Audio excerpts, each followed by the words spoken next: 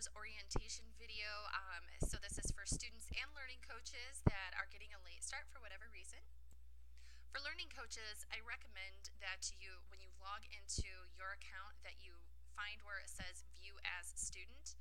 If you do that, then you'll be able to come in and view everything that the student views, which is what I'm doing right now. This student right here is an example of a student that hasn't gotten started. You'll notice that the grade is a 0 and the overdue says 1, but that's not correct because we've had a lot more assignments and things than just 1. So I really discourage you to look at that front page and take any, I don't know, value to this overdue part, okay? Always look at the grade. Yes, the grade is accurate. The grade book is right here. You just click on grades for any of your classes, and this is the grade book, and it will give you a breakdown of all the assignments. I try to organize everything by week so that you can easily look at the date. For example, today is November 17th, and I can see that we're in week 3, so I know that this is where my student needs to be working this week and getting all of this completed. And I know that my student needs to complete these. If they have a 0, they've been zeroed out because they're overdue.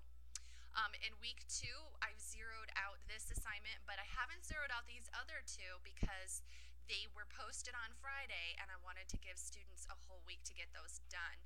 So what's happening is they haven't been zeroed out. This one has. It's an extra credit bonus, so it's not going to hurt the grade to have the 0 there. But this Friday bell work, all the Friday bell work, the students only have 1 week to do it, and then I close it out. So make sure your student is getting in there and doing their Friday bell work within the week. So let's see here. I haven't got the grade posted yet for the Friday bell work, but it is in the content. So that's the grade book. I'd also like to introduce you to the plan. So there are several views. If you look at the top, there's an agenda view, a day view, a week view, a month view, and a list view. The agenda view, to me, is just too overwhelming.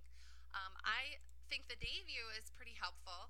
So it shows what's happening today. These are all the things that the student needs to do. If you hover the cursor over it, it will tell you what the class is, and you can actually click on it and click more, and it will bring you right to it. Now, if you click on that drop box, there's also instructions inside the drop box. I encourage you to access assignments through the content, though.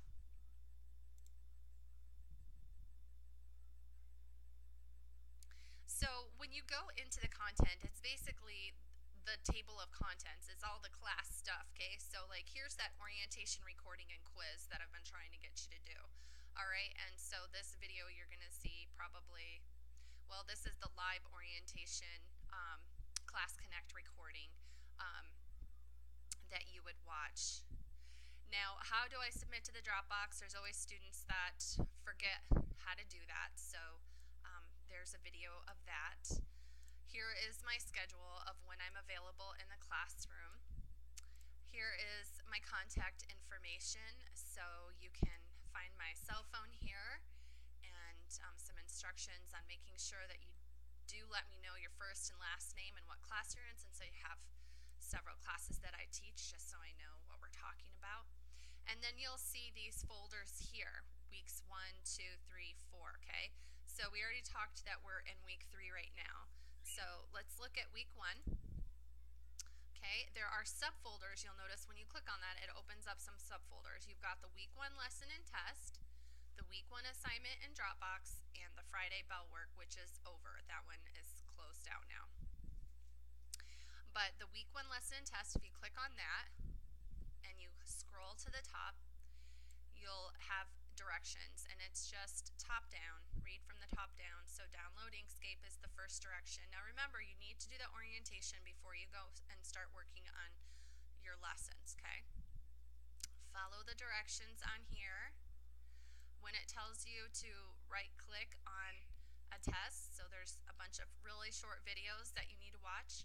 Now, one of the things learning coaches and students, when you go in here, you'll notice these dots on the side. Those dots mean that this has not been completed.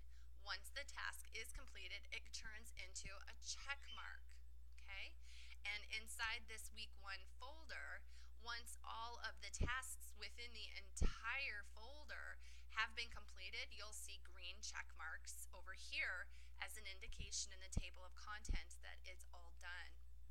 You also have this scale right here that will start to show the progress. Right now it's at 0%. So right-clicking on a test is going to pull up this drop-down box, and you can open your links in new windows. And the purpose of that is so that you can size it and have the test in one side of the window and have the lesson or video that you need to watch in the other side of the window.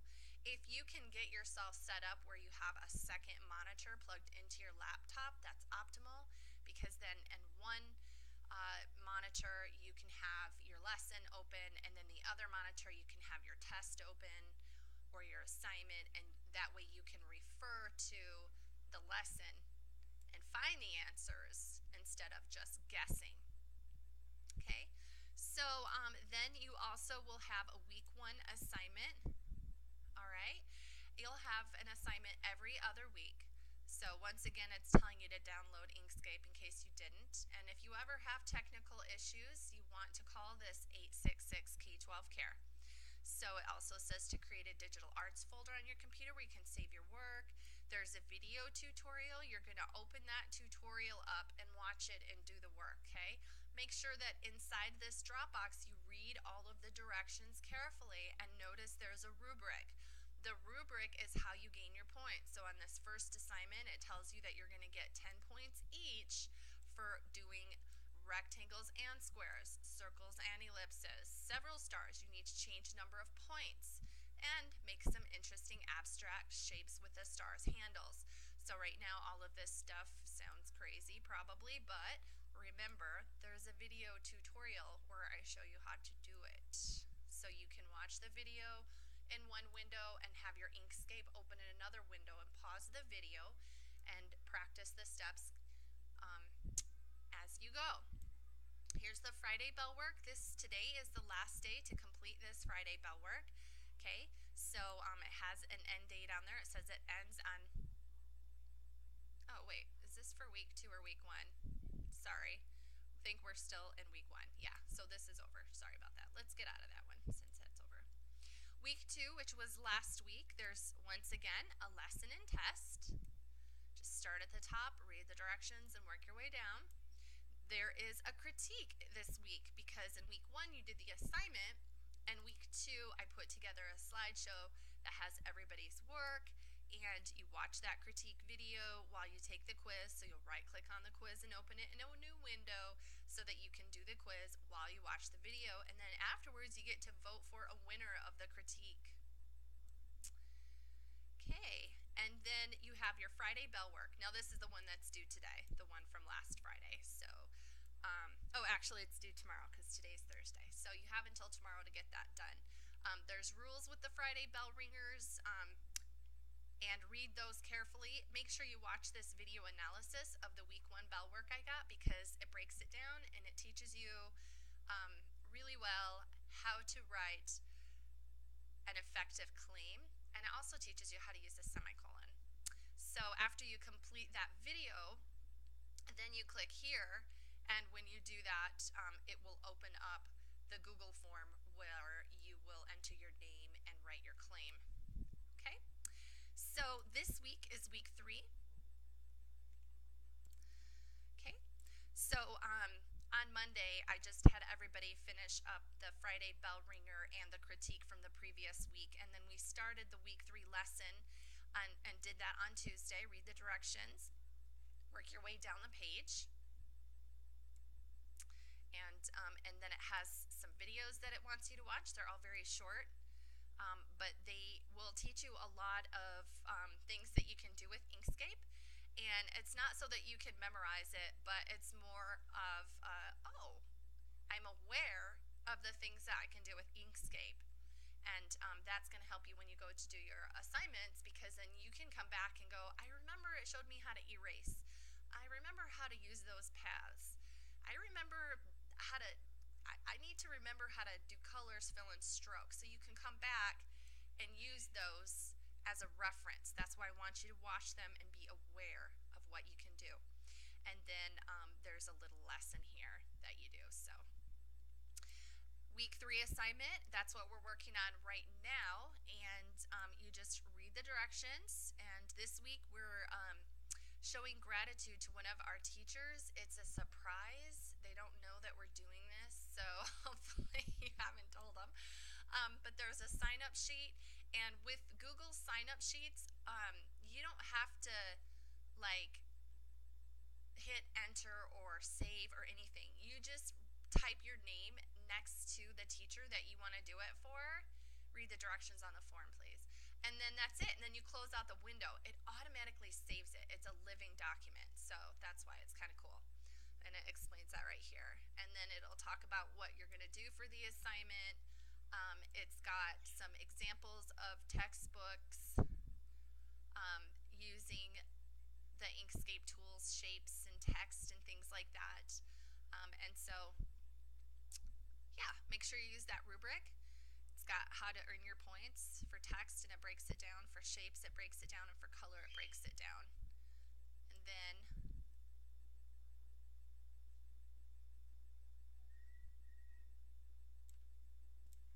it also talks about the standards. So we do talk about the standards a lot in this class, especially during our critiques.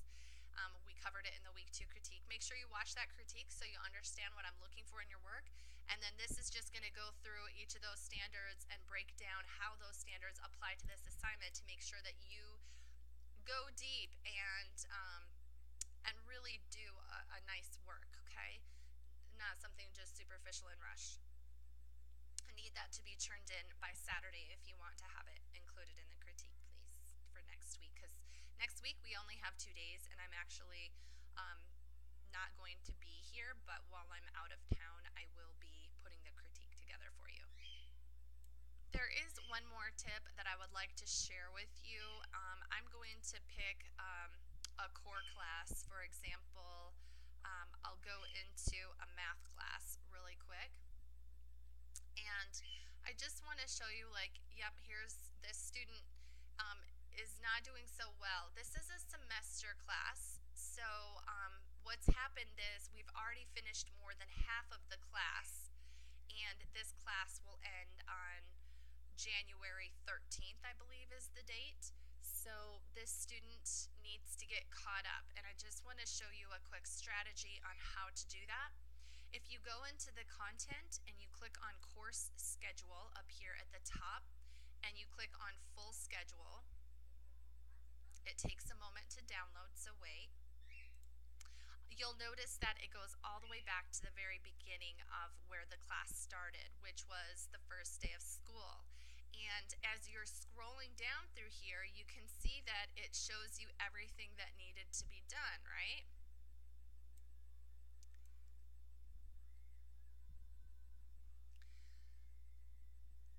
It's really awesome. So it's got the videos and the tests all together. Okay, so you'd be able to click on that video, right click on that test, right click on that test, and watch the video in one window as you're completing these 2 tests together. So I really like this because it kind of just puts everything all together and it does it in order.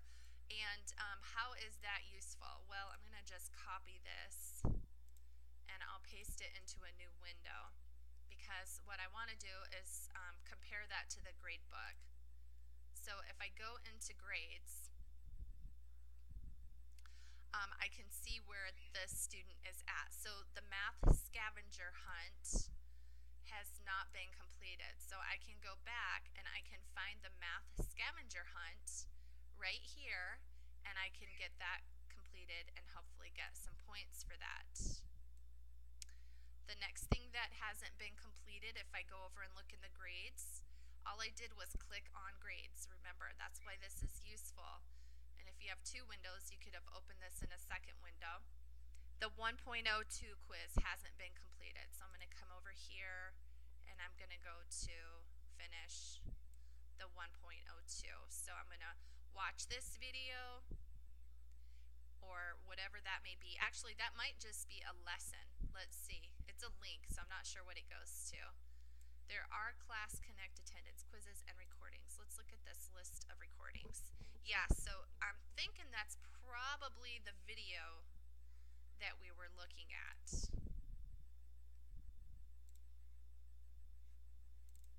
So I had to just come back and click on that course schedule and go to full schedule again. And scroll down and find that. And you know what? I'll just go ahead and click on it and see what it is so that you know. Okay, this is actually a lesson and not a video. So you would want to go back to the table of contents. You can follow this breadcrumb trail back. You would want to go ahead and rather than the lesson, probably the video that the teacher made and under this Class Connect recordings, this 1.02 video, I guarantee you that is going to be where it's helpful. So open that video and then open those tests that were in there and do it that way. So that's how I recommend getting caught up if you're behind. And thanks for taking the time to watch the video. I hope it was helpful. If I don't see you or hear from you, have a wonderful Thanksgiving.